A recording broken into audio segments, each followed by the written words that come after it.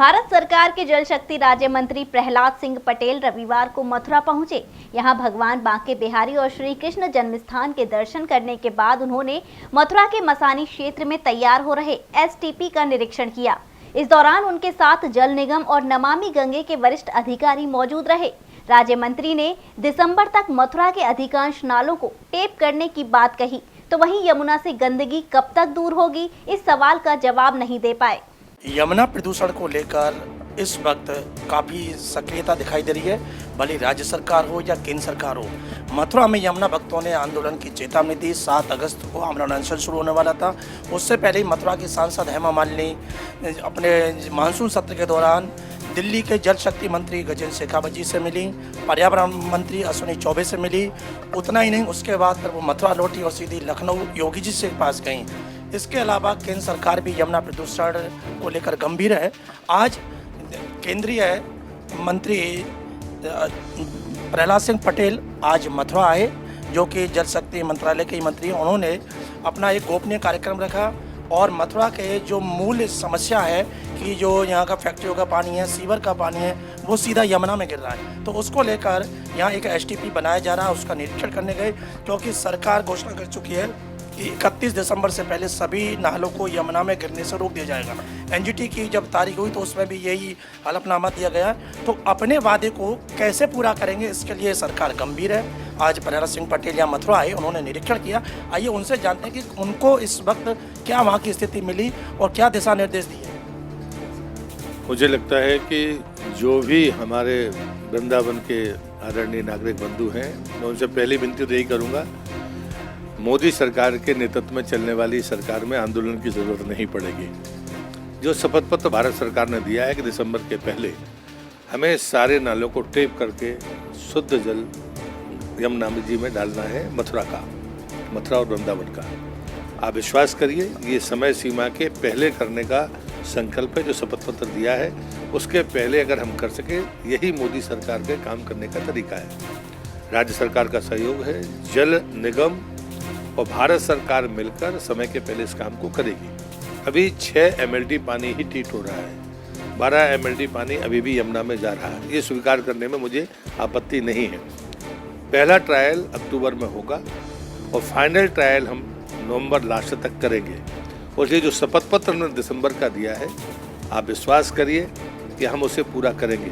2 बातें और आई हैं, तो यहाँ की माननीय सांसद ने भी कहा, आपने भी कहा, बाकी जो लोग मुझे मिले उनने भी ये बात कही है। कैसे किन्हीं कारणों से 23 में से 3 नाले रह गए हैं जो टेप होने से, उसका भी प्लान इसके साथ पैरेलल चलेगा। संकल्प यही है कि गंदा पानी मथुरा और वृंदावन का यमुना जी में ना जाए, दिसंबर के पहले हम ये व्यवस्था कर पाएँ। इससे इतर एक और है जो इस नगर निगम सीमा से बाहर के हैं, वो उन नालों का जिक्र भी मुझे ज्ञापन मिला है जहाँ पर व्यावसायिक रूप से गंदा पानी, लेकिन वो वृंदावन में ही आके मिलता है। उसका मुझे प्रस्ताव मिला है, मैंने जॉइंट सेक्रेटरी मेरे साथ थे, उनने उसको दिया है और उसको पूरा करने के बाद मैं निश्चित रूप से आपको जानकारी दूंगा, लेकिन वह भी संकल्प से बाहर नहीं है। अच्छा, ये बात तो आपने मथुरा वृंदावन का बंदोबस्त कर रहे हैं कि मथुरा वृंदावन की जो गंदे नाले हैं वो नहीं यमुना में नहीं गिरेंगे, लेकिन यमुना में जो पानी जो आगे से बह के आ रहा है, ओखला से, दिल्ली से, सबसे ज़्यादा गंदगी तो वहाँ से आ रही है। तो उसको रोकने के लिए क्या, क्यों ब्रजवासियों ने 2010 में से आंदोलन किया, 13 में 15 में यात्रा यहाँ से गई।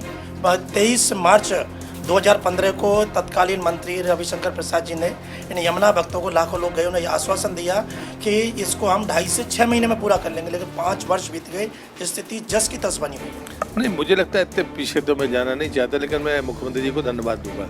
कानपुर की तर्ज पर नोएडा में भी एक टास्क फोर्स बनाया गया है, क्योंकि हमें इन तीनों चीज़ों को प्रायोरिटी लिस्ट में लेकर काम करना होगा।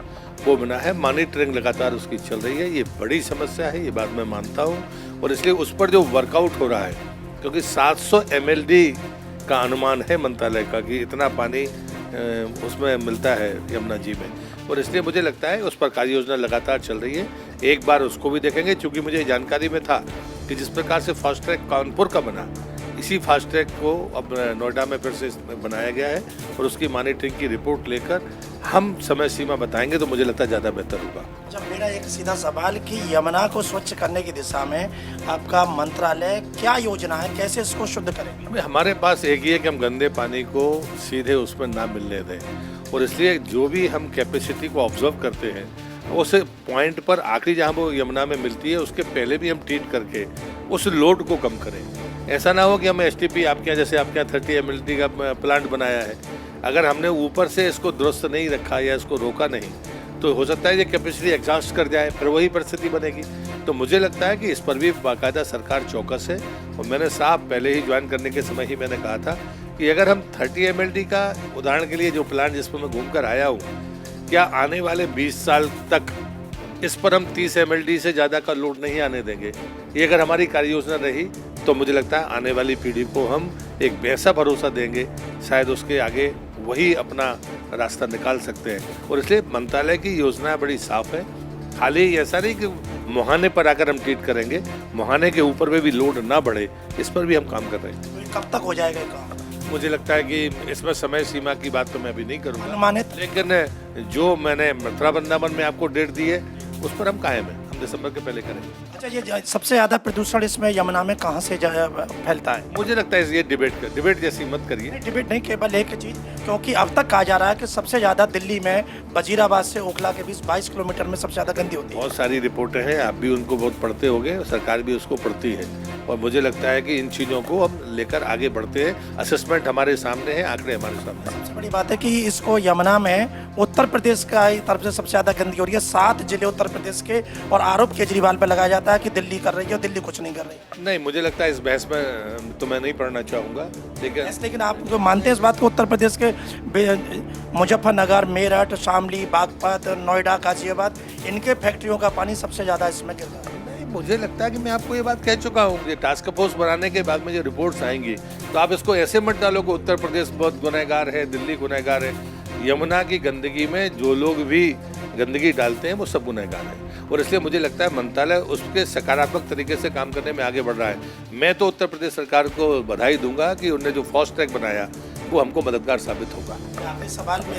मेरा आखिरी सवाल कि यमुना भक्तों की 2 मांग थी कि उसके समानांतर नाले और उसमें मूल जल छोड़ा जाए, तो क्या ये पूरी होगी? मैं बिना जानकारी किस पर नहीं बोलूँगा। तो आपने सुना, हमारे साथ मौजूद रहे जल शक्ति मंत्रालय के केंद्रीय राज्य मंत्री प्रहलाद सिंह पटेल और उन्होंने काफ़ी जानकारी दी और अपनी योजनाओं के बारे में उन्होंने बताया कि सरकार उस पर कार्य कर रही है और सरकार की महत्वाकांक्षी योजना है कि यमुना को कैसे भी शुद्ध करना है। इसलिए आज वो आए, उन्होंने यहाँ STP का निरीक्षण किया और बताया कि STP का बहुत जल्दी उन्होंने जो डेडलाइन दी है कि दिसंबर तक यमुना में गिरने वाले नालों को रोक दिया जाएगा। लेकिन फिर भी एक बात अधूरी रह गई कि 20 नालों को तो रोकने का काम कर रहे हैं। 3 नाले तो मथुरा के रह जाएंगे और मथुरा वृंदावन नगर निगम के अलावा जो 13 नाले गिर रहे हैं उन पर अभी उनका चिंतन चलेगा, विचार चलेगा। और जब हमने पूछा कि दिल्ली के अलावा यमुना में गंदगी कहाँ से आ रही है तो उस पर वो टाल गए। यानी कुल मिलाकर इस बात को मोदी सरकार हो या उत्तर प्रदेश सरकार स्वीकार नहीं कर रही है, क्योंकि यमुना को दिल्ली से ज़्यादा उत्तर प्रदेश द्वारा गंदा किया जा रहा है, लेकिन उत्तर प्रदेश का बचाव किया जा रहा है और दिल्ली के ऊपर थोपा जा रहा है। अब देखना यह है कि जब तक ये बात स्वीकार नहीं करेंगे तो फिर इसको साफ करने की दिशा में काम कैसे होगा। हम आपको पहले भी अपने खुलासे में बता चुके हैं कि उत्तर प्रदेश के 7 जिलों का सर्वाधिक गंदा पानी हिंडन नदी, काली नदी और सादा ट्रेन के माध्यम से इसमें गिर रहा है यमुना में। तो ये सारी गंदगी मिलकर जब आती है मथुरा वृंदावन की ओर आगे जाती है तो मथुरा में तो इसकी रोकथाम के इंतजाम किए जा रहे हैं, लेकिन अभी आगे तक की कोई ऐसी ठोस योजना केंद्र सरकार की नहीं है और ना ही प्रहलाद सिंह पटेल अभी इस बारे में कुछ बता पाए। हालांकि इस यमुना प्रदूषण को दूर करने की दिशा में केंद्र और राज्य की ओर से हलचलें तो थोड़ी तेज हुई हैं, लेकिन धरातल पर जो काम होना है उसकी कोई ऐसे अभी ठोस ब्लूप्रिंट सामने दिखाई नहीं दिया है। तो इसलिए अभी हम ये नहीं कह सकते कि यमुना पूरी तरह से कब तक स्वच्छ हो पाएगी। जी9 न्यूज़ के लिए कैमरा पर्सन अनिल कुमार।